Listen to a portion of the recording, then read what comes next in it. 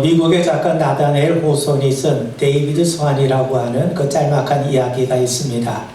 20살의 스완이란 청년이 길을 가다가 잠시 나무 그늘 아래서 낮잠을 자게 됩니다. 그런데 잠시 후에 어떤 백만장자 노부부가 마차를 타고 가다 바로 그 앞에서 바퀴 고장으로 잠시 멈춰서게 되죠. 그 노부부는 낮잠을 자고 있는 그 스완이란 청년을 보게 됩니다. 근데 그 아내 마음속에 문득 이런 생각이 듭니다. 낮잠을 자고 있는 청년이 마치 자신의 죽은 아들과 너무 닮았다는 겁니다. 그래서 노부부는 하나님께서 죽은 아이 대신에 이 청년을 우리에게 양자로 주신 것은 아닐까 하는 그런 마음을 갖게 됩니다. 그래서 부부는 잠자는 청년을 양자로 맞이하고 싶은 마음에 그를 막 깨우려고 그래요. 근데 막 깨우려고 하는 바로 그 순간에 마부가 마차를 다 고쳤으니 떠나자고 그러는 겁니다. 그 말에 노부부는 이 청년을 깨우지 못하고 깨우는 것을 포기하고 그냥 마차를 타고 길을 떠나게 됩니다. 조금 후 그 마을에 예쁜 처녀가 산책을 하다가 잠자고 있던 그 청년을 또 보게 되죠. 처녀는 그 청년이 너무 마음에 들었습니다. 그때 벌 한 마리가 날아왔는데 처녀는 청년이 벌에 쏘이지 않도록 벌을 쫓아내기까지 해주죠. 그러면서 그를 바라봅니다. 그 처녀의 아버지는 그 마을에서 사업을 하는 사람이었고 마치 신랑감을 찾기 열심히 구하고 있는 중이었습니다. 그녀는 청년이 깨어나길 기다렸어요. 그런데 청년이 깨어나지 않자 그만 마음을 고쳐먹고 그 자리를 떠나게 됩니다. 또 잠시 후에 2명의 강도가 숲에 왔다가 잠자는 청년을 발견하게 되죠. 그들은 그 청년의 주머니에서 돈을 훔치려고 했습니다. 만약 청년이 일어나서 저항을 하면 죽일 마음까지 갖고 있었던 겁니다. 그런데 바로 그때 사냥개 한 마리가 근처에 있는 샘에 와서 물을 마셔요. 그러자 도둑들의 마음속에 개가 있는 것 보니까 부근에 사람들이 있겠구나 하는 생각을 갖고 얼른 그 자리를 피하게 됩니다. 그리고 잠시 후에 청년 스완이 잠에서 깨어납니다. 이 청년은 자기가 낮잠을 자는 사이에 무슨 일이 일어났는지 아무것도 모른 채 길을 떠났다고 하는 그런 이야기입니다.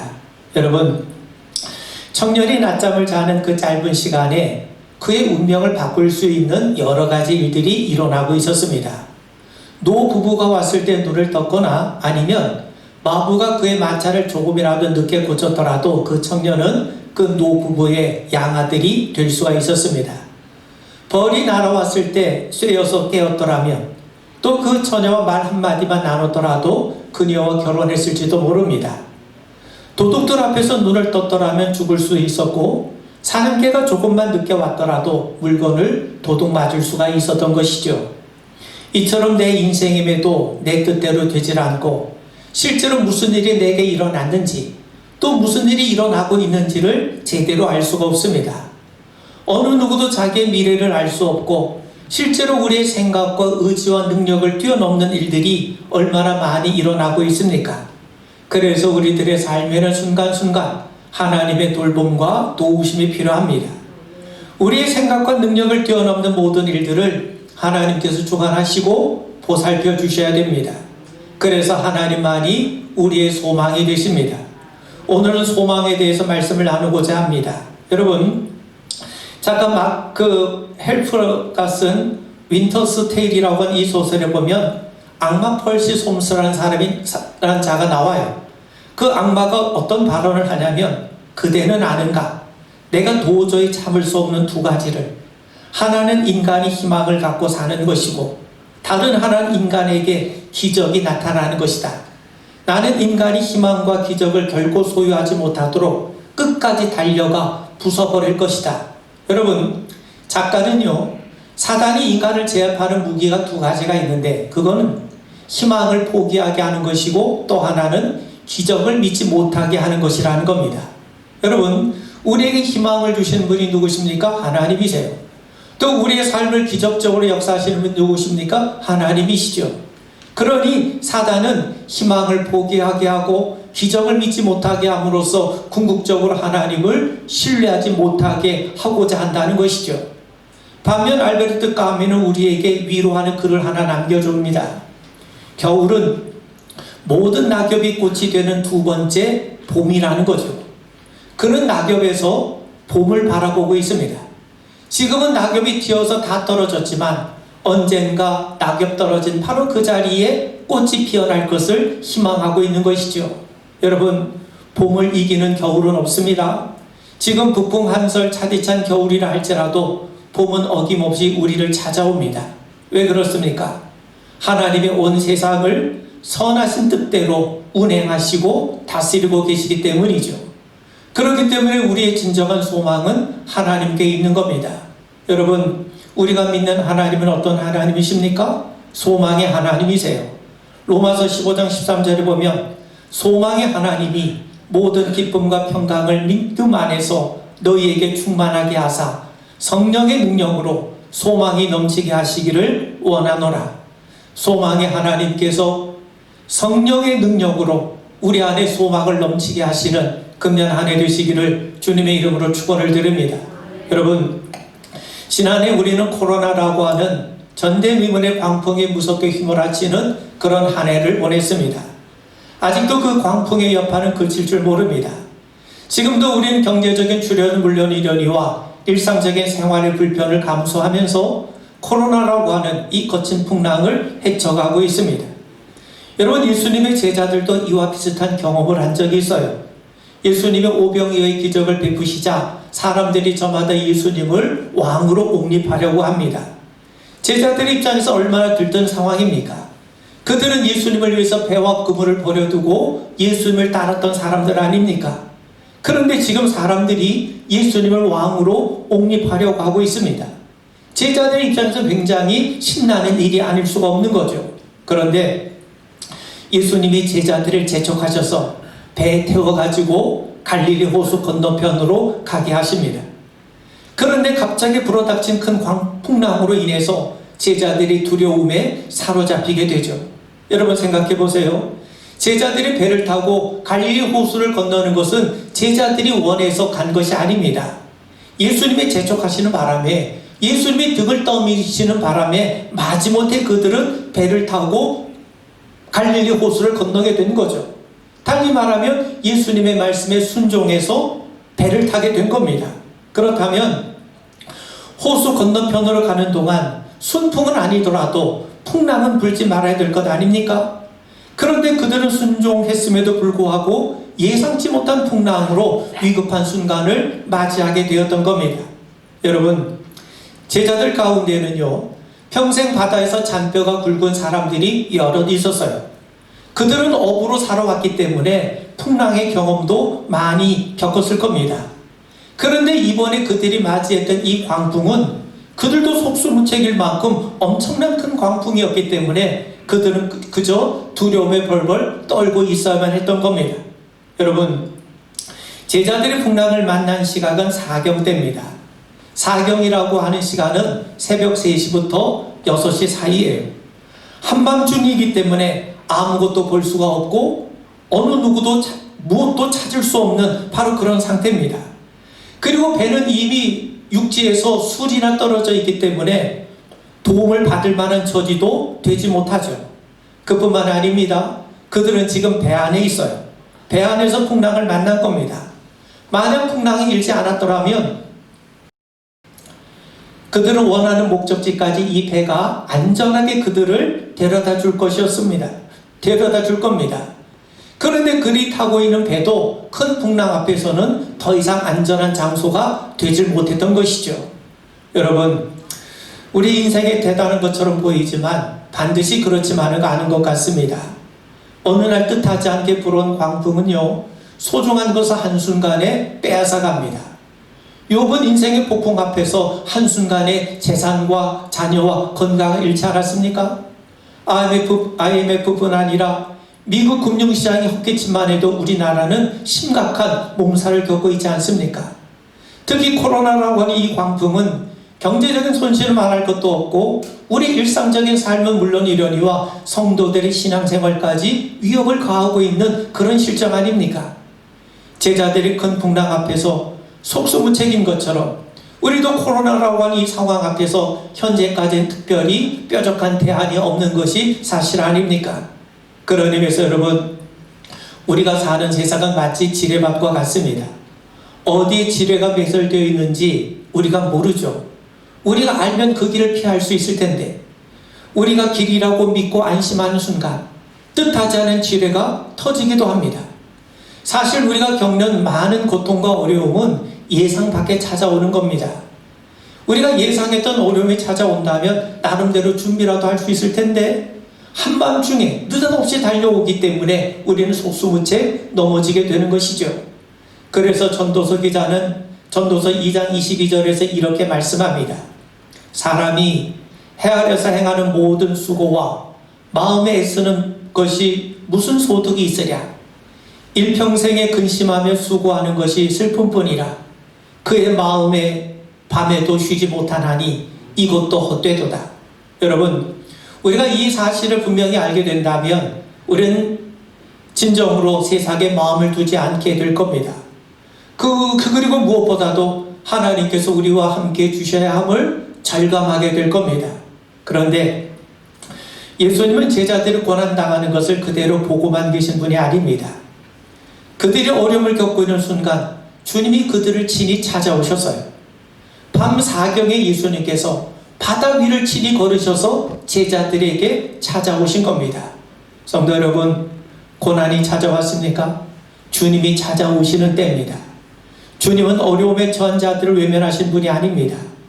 예수님은 태어나면서부터 눈먼 자를 찾아오셨어요. 38년 동안 베데스다 연못가에 누워있던 그 환자에게도 주님이 친히 먼저 찾아와 주셨어요.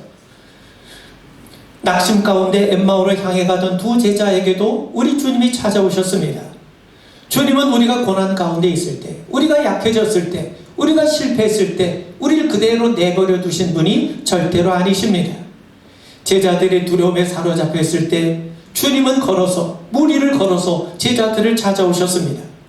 예수님은 하나님의 아들이시기 때문에 무리를 걸으실 뿐만 아니라 바람까지도 잔잔케 하신 분 아니십니까? 예수님은 병든 자를 고치셨고 심지어 죽은 자를 살리셨어요.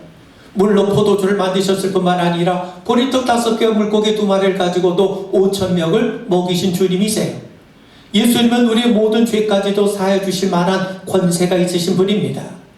그 전능하신 분이 큰 풍랑으로 힘겨워하는 제자들을 친히 찾아와 주셨다는 사실입니다. 주님은 우리의 모든 것을 다 아십니다. 우리의 연약함을 아십니다. 때는 한밤중이죠. 바람이 거세게 불죠. 물결도 몹시 출렁거리고 있죠. 지척을 분간하기가 어렵죠. 더군다나 배는 이미 술이나 떨어져 있습니다. 그럼에도 예수님은 정확하게 제자들이 있는 곳으로 찾아오세요. 그리고 찾아오셔서 말씀합니다. 내니 두려워하지 말라. 여러분, 코로나라고 하는 이 광풍 앞에 우리는 참으로 힘겨운 시간을 헤쳐오고 있습니다. 이번 일로 인해서 뜻하지 않은 여러 가지 문제들 앞에 힘겨워하는 분들이 얼마나 많이 있습니까? 그런데 하나님은 코로나 바이러스 때문에 놀라신 분이 아닙니다. 하나님은 코로나를 통해서도 능히 선을 이루시는 분이세요. 하나님의 뜻과 계획은 코로나로 인해서 좌절되지 않습니다. 그래서 여전히 우리의 소망은 하나님께 있어야 되는 겁니다. 큰 풍랑의 두려움에 떨던 제자들을 찾아오신 주님께서 동일하게 우리에게 찾아오심을 믿으실 수 있길 바랍니다. 오늘 우리에게 찾아오셔서 내니 두려워하지 말라. 나는 하나님이다. 나는 메시아다. 내가 너희를 인도하고 보호해준다. 나를 믿어라. 내가 너희에게 참 생명을 주는 하나님이다. 이 말씀이 우리 귓가에 분명하게 들려지는 은혜가 있길 바랍니다. 성도 여러분, 예수님의 배에 오르시자 바람이 그쳤어요. 비로소 제자들은 예수님을 알아보고 경배를 합니다.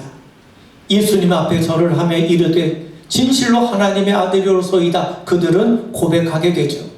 그들은 그 풍랑을 통해서 예수님을 새롭게 온전하게 알게 됩니다.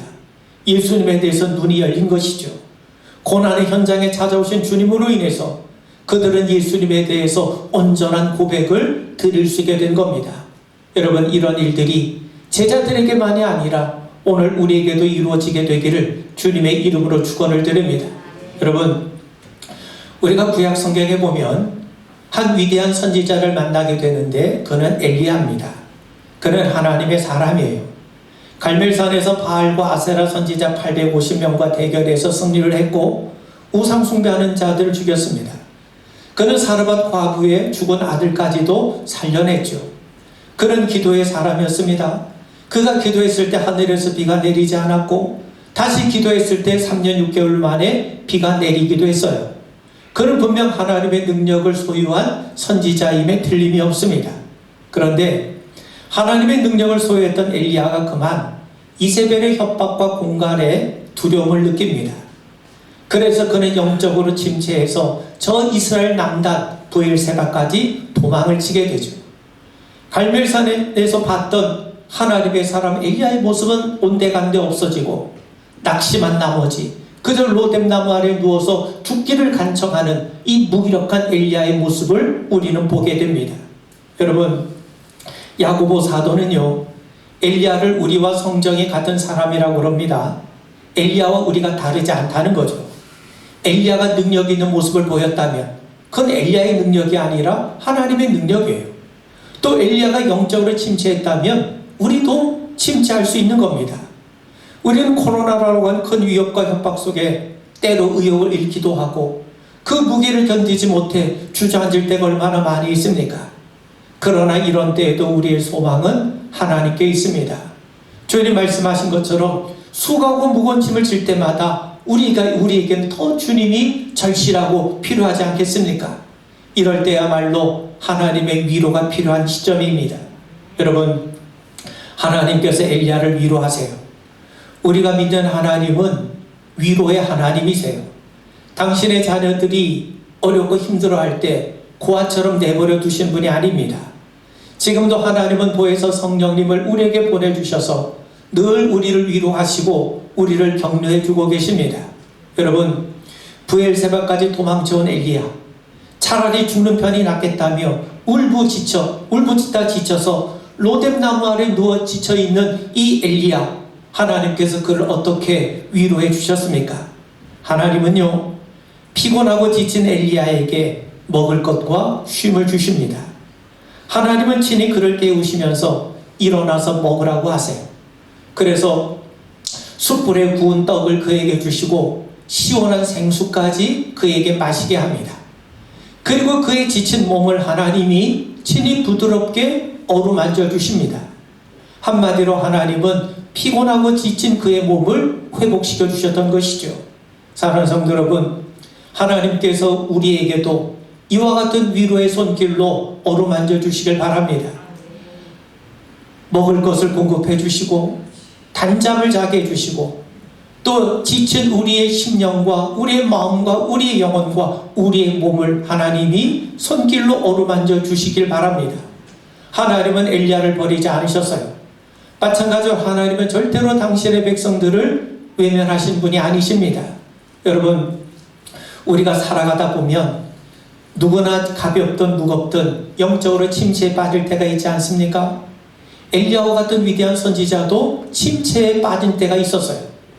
그러나 그런 것이 우리를 결코 하나님의 사랑으로부터 끊어놓지 못합니다. 하나님은 우리를 사랑하세요. 엘리야에게 그러셨던 것처럼 삶에 구체적으로 필요한 것들을 공급해 주심으로 여러분들을 위로하시고 격려하시고 회복시키시고 북돋아 주신 은혜가 반드시 임하게 될 줄로 믿습니다.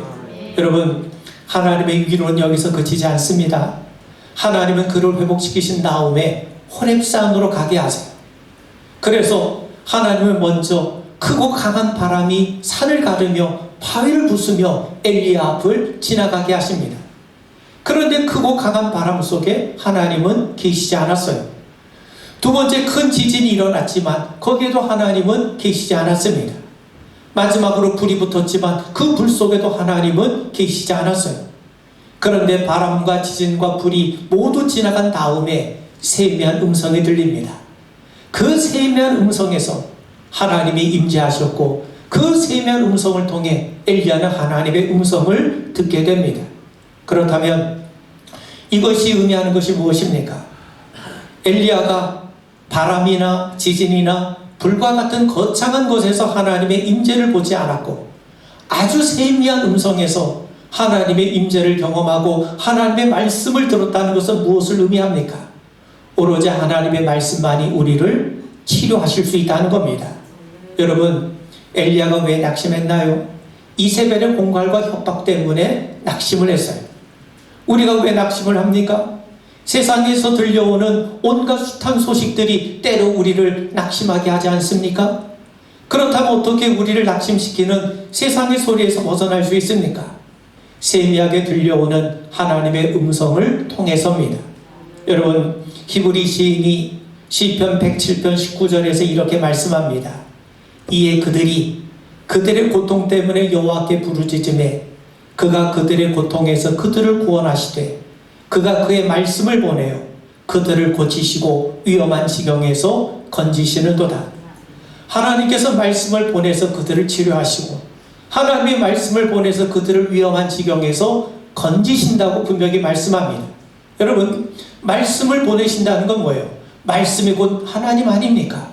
하나님이 말씀을 보내신다는 것은 곧 하나님이 우리에게 말씀하신 대로, 우리에게 약속하신 대로 하나님이 일하시고 행하신다는 겁니다. 사랑하는 성도 여러분, 답답하십니까? 영혼이 침체되어 있습니까? 하나님 앞에 영혼의 안식을 취하시고 마음을 정돈하시고 하나님의 세미한 음성에 귀를 기울이십시오. 하나님이 말씀을 보내셔서 반드시 여러분들을 치료하시고 회복하시고 말씀이 역사하는 것을 분명하게 누리고 체험케 하실 겁니다. 그런 의미에서 하나님의 말씀만이 우리의 소망이 되는 겁니다.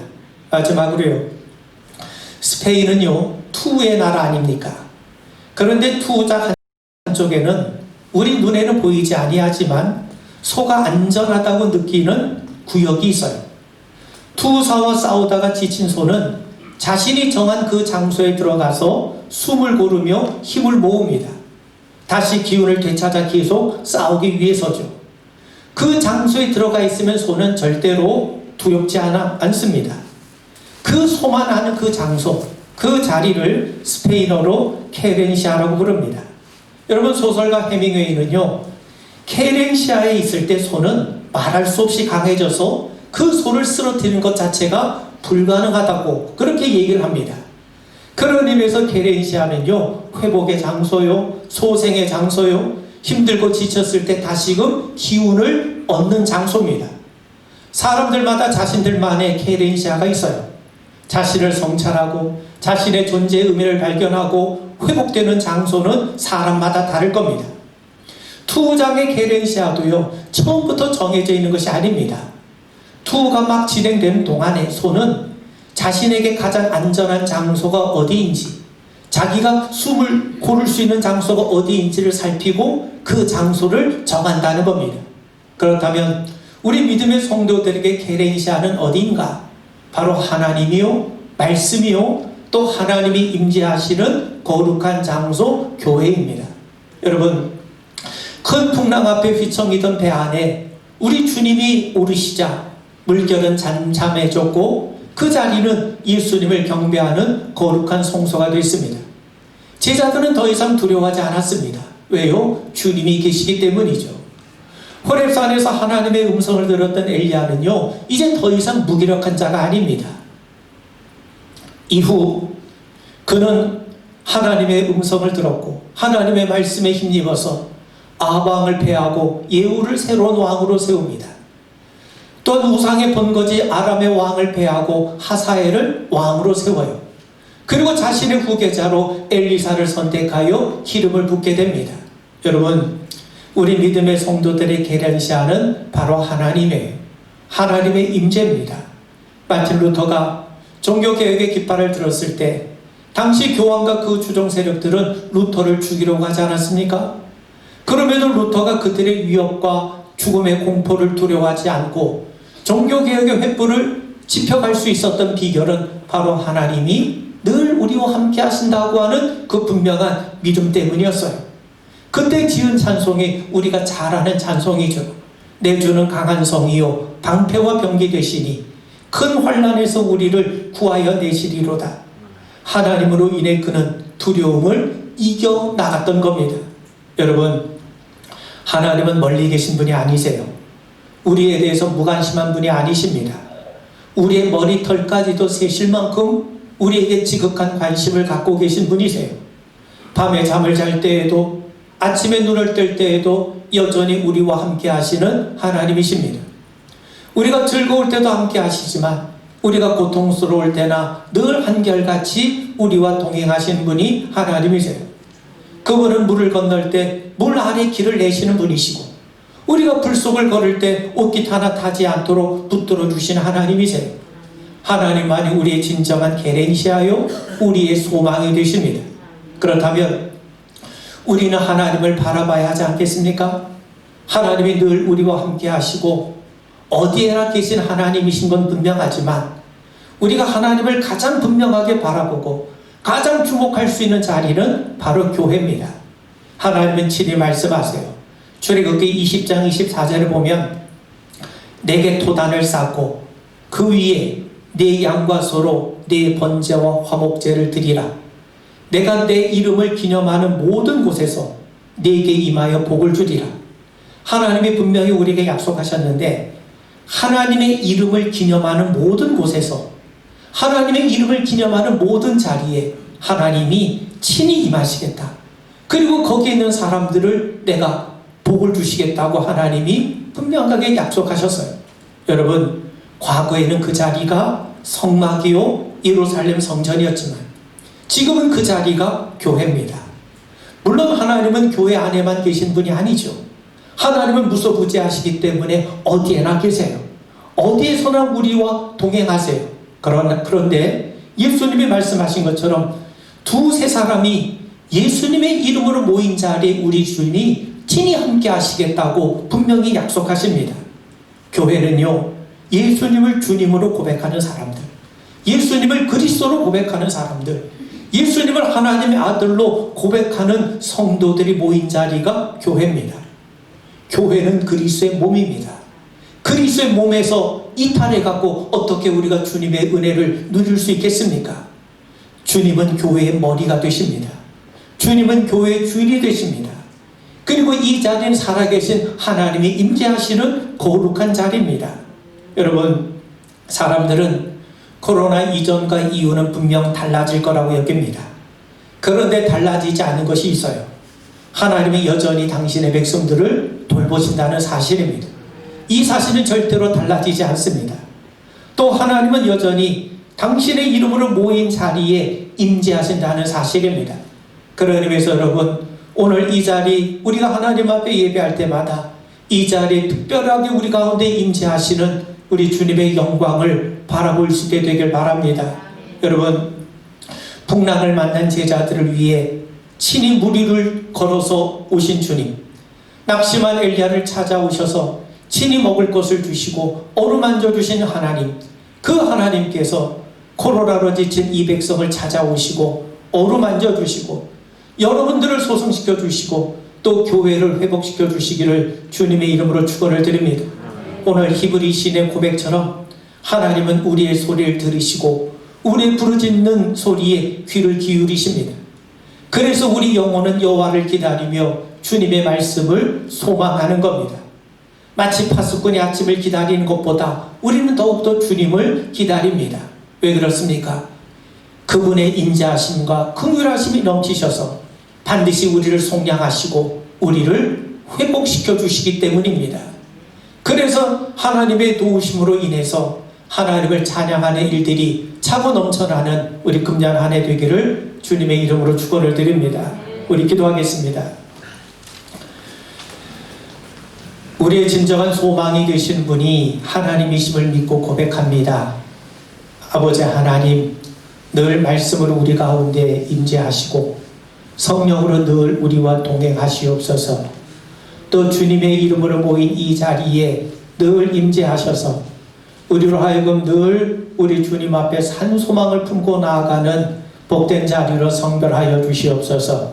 모든 말씀 우리 주 예수님 이름 받들어 간절히 축복하며 기도하옵나이다. 아멘.